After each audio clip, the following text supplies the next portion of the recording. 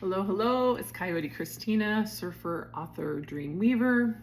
We are here on Wednesday. It is week 4 of the Amazed and Amused campaign, and we are in the realization stage, ready to jump into the relation stage. But first, we gotta make sure our heart chakra, our 4th chakra, is strong and ready for new ways of relating. So as we round out the realization stage and head into the relation stage this week, we started with the tabletop pose on Monday. So our weekly pose to do every day is tabletop, which then goes into cat-cow. It's a really good exercise for grounding us, as ground into our body and our 1st chakra and into the faith we are building by connecting with our inner knowing, while also providing enough fluidity, which is our 2nd chakra down here in our sacral area. 1st chakra is root at the base of our torso. 2nd chakra is down here in our sacral below the belly button. So it's a great exercise. It's focused on those, but it actually activates all the chakras in our torso. So 1 through 5. Throat being at the top, heart is in the center of our chakra system. It balances us. So let's see. So yes, and the flow as we go into cat and cow and use our breath and focus on how our spine feels and that gentle, smooth movement, arching into cat, coming back down and letting our bellies drop. With cow, it's just a really good time for connecting with our bodies, increasing the flexibility of our spine. I've heard before that the flexibility of your spine tells your age. So the more flexible our spines, the younger we are. Something like that. So, and we did talk about the 3rd chakra a lot with conscious choice and really coming into being able to bring all the sensations of the body that arise in our 2nd chakra, all those really intense feelings, whether it's joy or pain, bringing that up to our 3rd chakra, and that's our ego identity, and beginning to manage those feelings and to bring them up further into our heart chakra. And so how do we manage these feelings? How do we interact with other people when we're having really strong sensations? Because the 4th chakra goes into our social identity. So the basic concept of our 4th chakra, which we're going to focus on today, is love. The element is air. When we're looking for equilibrium and balance, and it just naturally falls at the center of our chakra system as well.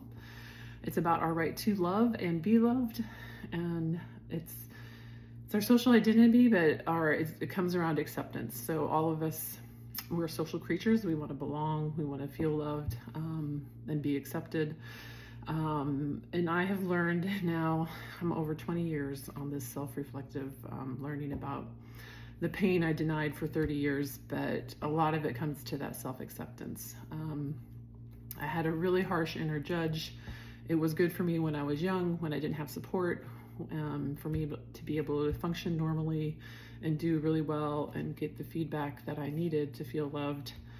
But it's not very good now to have this harsh judge constantly telling me I'm stupid and an idiot and saying all kinds of things I would never say to anyone else. Even when I'm mad, I would not say the mean things that I say to myself. So trying to be like, not today. Thanks. I know I needed you at one point, harsh judge, but we are working on a lot more acceptance and coming from a loving point of view and not a judgmental point of view. So this is just a little excerpt from Amazed and Amused before I'm going to read a little bit about the 4th chakra too from the notes I took. All the chakra information, my main source for the chakras is Eastern body, Western mind, psychology, and the chakra system. The path to self, it actually takes Western psychology and child development and pairs it with our chakras. It's by Anadeo Judith. She's an amazing healer, amazing person, amazing teacher. I would recommend this book for everybody, as well as the medicine cards by Jamie Sams and David Carson. They're amazing healers and teachers. And just talking about teachers, I want to start with, let's start today with a gratefulness. And I'd love to, the first time I heard this was at the end of a yoga practice with Yoga Now. Susie Amendola, she wrote a book too, another amazing healer. But she probably picked this up from another yogi, but maybe she's the one that thought or created it. But basically, let's start today. Let's be thankful for all the teachers who have gone before, all the teachers who are with us and supporting us now, all the teachers to come, and to the greatest teacher of all, the one that resides within each of us. So namaste. And that's what the campaign, Amazed and Amused Animal Guides, can help us connect with that inner knowing inside, with that inner teacher. We no longer spend as much time hurrying and worrying. Once we have healthy, strong lower chakras, we move into the heart center. It is the heart center where all healthy relationships start.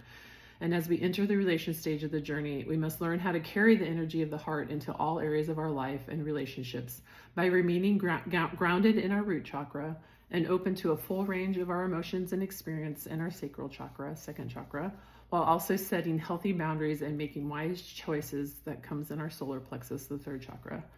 To make healthy choices also requires we venture into the upper chakras and communicate honestly with our throat chakra, which is the fifth chakra, and learn to trust our intuition, which is the third eye chakra, the sixth chakra. So when we get to this point of no more drama, we no longer spend as much time hurrying and worrying. I always say no hurries, no worries. But instead, we go at a pace that suits us with no need to impress, feeling very comfortable in the shell of turtle medicine, ready to be embraced by the bounty of the earth. We are not easily panicked. The anxiety falls away when we let our light shine for others to see, becoming leaders and mentors with mountain lion medicine that provides the ability to respond to any situation and starts with the first responsibility of leadership: tell the truth. We embrace our ability to define our world, learning to create healthy boundaries with armadillo medicine, and we take time to relax and replenish with prairie dog. No more drama, no thank you.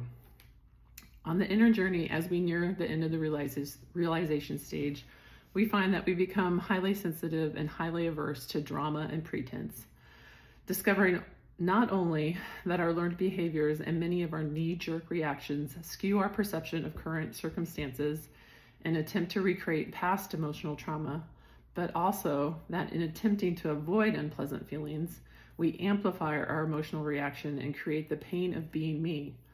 It becomes painful to be ourselves because instead of processing or grieving the loss and the pain in our life and releasing it, we bury it deep within, where it becomes a part of us. And it festers and it becomes an untreated wound that can go unnoticed for years, but it is very painful when touched. So when we become more aware, when we learn that these painful feelings stem from old experiences, we can begin to unlearn the fear and unlearn the faulty thought-based assumptions that these painful feelings created. As we learn these things and progress on our magical, mythical journey, with the help of many animal guides, our awareness grows. We begin to see how the lack of awareness in our lives creates unwarranted drama by providing a pathway for past emotional trauma to enter any current situation that happens to trigger a biological or physiological response linked to past trauma. Even when there's no obvious link to or no seemingly analogous situation mimicking this past trauma, a trigger in our body's memory can be flipped and the emotional escalation begins. The pain of that festering wound deep within becomes palpable and can feel unbearable. So that's just a little bit about how when we bury our pain, if we had childhood trauma that never got addressed or grief that we've never processed, it just sits within inside us. And feelings are supposed to guide us in the moment. And when we store them and they become a part of us, then all of a sudden it's painful just to be me. Instead of having a painful feeling, it's been stored in me. So I feel this overwhelming pain. So when I cognitively can understand it, then I can tell myself when that pain comes up, like, this is a past experience. This is from when you were a child and you weren't able to process and you didn't have nobody around you had the resources, but you have the resources now. So I can reassure myself, and I know now that those feelings that were so threatening to that small child who was helpless in many ways are not, they're not true anymore. They were true feelings to her, and I tell her how sorry I am that she had to go through the painful feelings and the experiences she went through, but that it's okay now, and that I'm here, and that we're we're building the life of our dreams. And she won't be abandoned because I'll always be here for her. So that's the province, kind of that self-acceptance, really connecting with all parts of ourselves. I've been able to connect with all parts of me. The help of animal guides, turtle medicine is the absolute amazing best. We'll go into it more tomorrow. But for now, I just want to look more at chakra 4. So we said the basic right and the basic identity. The identity is that social, relational, and the basic is to love. But the demon is grief. Let's see. And then the most common block for our heart chakra is the absence of self-love. I've always been a very loving person, but it's always been outward. I always want to help other people. I always want to love them. And then I never realized how harsh I was with myself and how I needed to change that. Self-examination is essential for establishing balance. That is the central principle, and this is the central principle of the heart chakra. So it's in the middle, it's that air and equilibrium. So it's the balancing. Fear and grief block natural energy flows. The soul needs attachment, spirit needs freedom.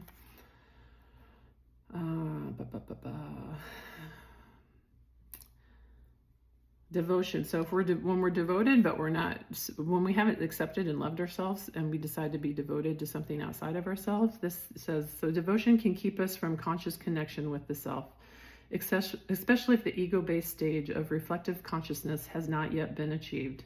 We may find it easier to be directed by the will of another than to work through the labyrinth of our own inner landscape and yearnings.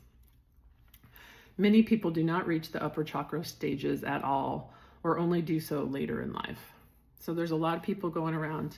This is very true in the US right now, the ego state. Everything's driven by ego. What can I achieve? What can I succeed? You need to do, and go, or you're not worthy.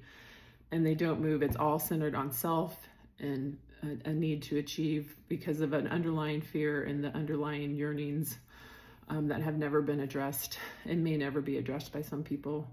But if we come into the heart chakra and we connect with ourselves, we get to rise out and come into our the more fullness of our purpose and being. A child does not even have the choice not to love. Only by unraveling these primary relationships can we hope to find the self-reflective consciousness necessary to break habitual patterns and create new productive relationships. When we disidentify with ourselves, we move against the natural self-acceptance of this chakra, and we move instead towards self-rejection and grief.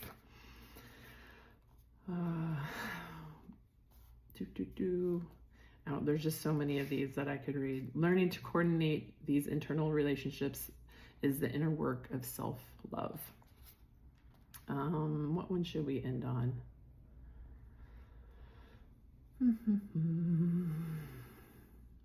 Chakra 4, we access our feeling. We can access these feelings by the use of breath.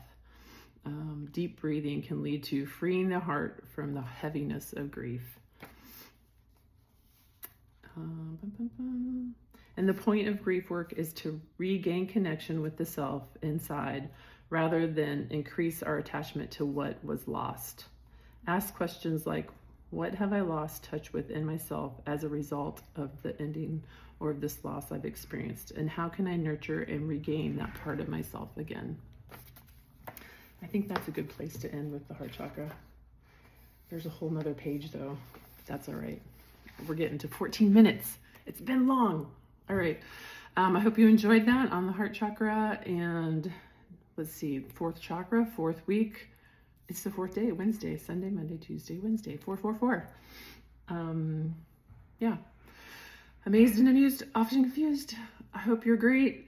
I can't wait to see you again, and take care. Bye-bye.